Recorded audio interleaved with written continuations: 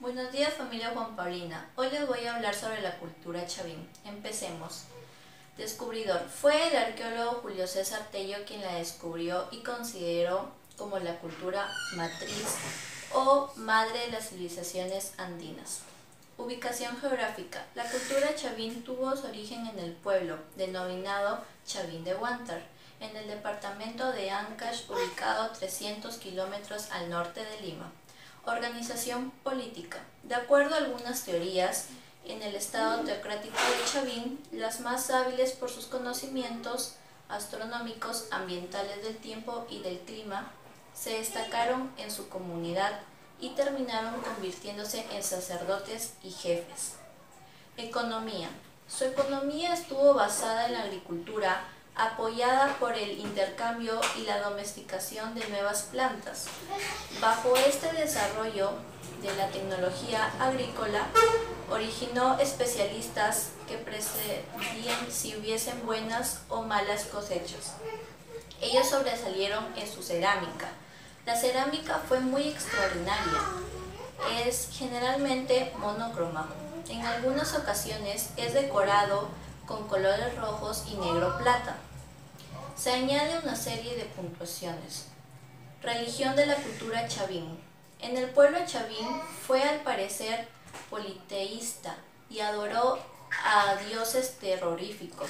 Según Tello, la religión chavín habría tenido influencia amazónica, ya que en esculturas muestran seres muy sobrenaturales, con rasgos felínicos como el jaguar o el puma, caimanes, serpientes y diversas aversidades como el cóndor y el halcón, o amazónicas como el águila arpa.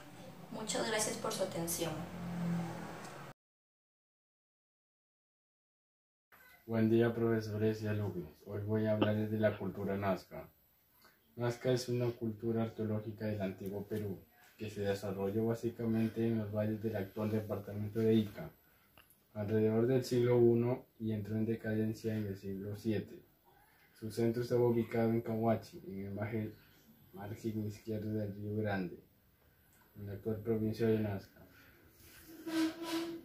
Lo más impresionante de esta civilización son los trazos efectuados en las pampas de Cumaná, conocidos como líneas de Nazca. La primera referencia a dichas figuras pertenece al conquistador Pedro Cieza de León en 1547. Después de que Cieza de León observara las señales sobre la llanura desértica, el corregidor Luis Mozón quiso darles un sentido y escribió en 1568 que las líneas eran carreteras. En 1932, los arqueólogos Julio César Tello y Torillo Mejía Céspedes realizaron la primera investigación científica sobre las líneas. Tello conjeturaba que se trataba de simples caminos. En 1942 prosigue sus investigaciones el historiador estadounidense John Rowe, quien las considera centros de adoración. Este enigma le entusiasmará hasta su muerte en 1969. Su discípulo, el matemático Mazule, que dedicó 60 años al estudio de los geoglifos, aventuró la hipótesis de que dichos dibujos tenían un significado esencial. Podría tratarse de un gigantesco calendario. Paul Coxon, antropólogo norteamericano que inventó las líneas de Nazca desde la década de 1930 hasta fines de los 50, determinó mediante la técnica del carbono 14 su antigüedad, en 1550 d.C. y en 1941 propuso la hipótesis de que las líneas eran signos calendáricos y astronómicos. Llamó a las líneas el centro de mayor escala en el mundo. Después que regresó a su país en 1949, su compañera, la alemana Maria Rachel, siguió sus investigaciones sobre las líneas de Nazca. Esta dedicó el resto de su vida al estudio, conservación y difusión de este legado de la cultura Nazca. Son numerosas las figuras que se hallan en Nazca, pero las más representativas son los dibujos de animales, aves de entre 259 y 275 metros de largo, un mono, una araña, un caracol, ballena, un perro con patas y cola larga, una figura antropomorfa, dos llamas, etc. Gracias. Buenos días, mi nombre es Cecilia Ronda de tercera secundaria y hoy vamos a hablar sobre la cultura tayal. Su época de esplendor ocurre entre el año 1100 después de Cristo y 1500 después de Cristo, sobreviviendo a la conquista española a pesar de las consecutivas dominaciones prehispánicas chimú e inca. La nación taya no fue un estado sino un grupo. A pesar de haber sido sometidos en distintos momentos por chimús, incas o españoles, se mantuvieron siempre autónomos y supieron guardar sus costumbres y creencias. Sociedad.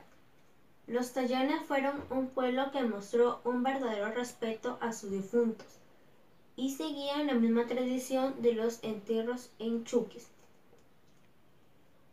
incluyendo la muerte de algunos perros como el viringo. Generalmente el producto de sus trabajos era para la redistribución que servía para el mantenimiento del grupo o parcialidades y de los curacas. Su religión. Los curacas realizaban ceremonias al dios sol y la luna en la plaza principal. Su vestimenta era de acuerdo con su lugar de origen y que los diferenciaba.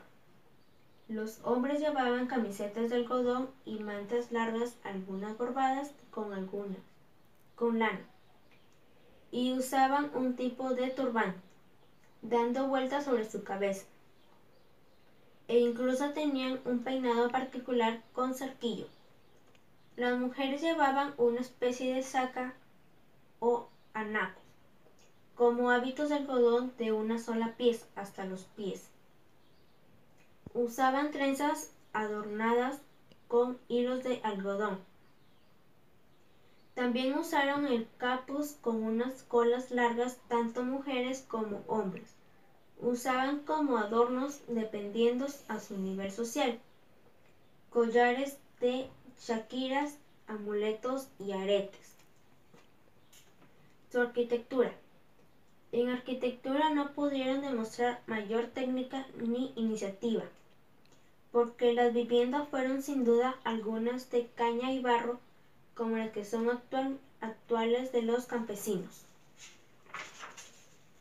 En la costa el adobe se utilizó en tiempo de los incas para levantar templos para el sol, fortalezas, mansiones para las escogidas y en algunos lugares palacios para el inca o los grandes dignatorios del imperio.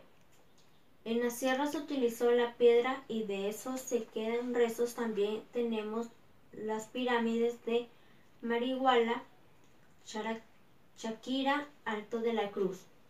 Manifestación culturales. Cerámica. Su cerámica lo realizaban a base de barro y adobe. En su cerámica empleaban colores como el rojo y el negro. Organización política. En cada pueblo tenían a una curaca que mantenía un pequeño ejército. Su textilería era que empleaban el algodón. Sus costumbres de los tayanes eran gentes muy hospitalarias. El viaje era siempre bien recibido. Si el recién llegado era una persona notable, les hacía y celebraban en su honor comilonas, durante los cuales bebía mucho. Como instrumentos musicales tenían tamborcillos, flautas, ántaras y sonajas. Hay muchas piezas de cerámica que representan a los músicos. Muchas gracias.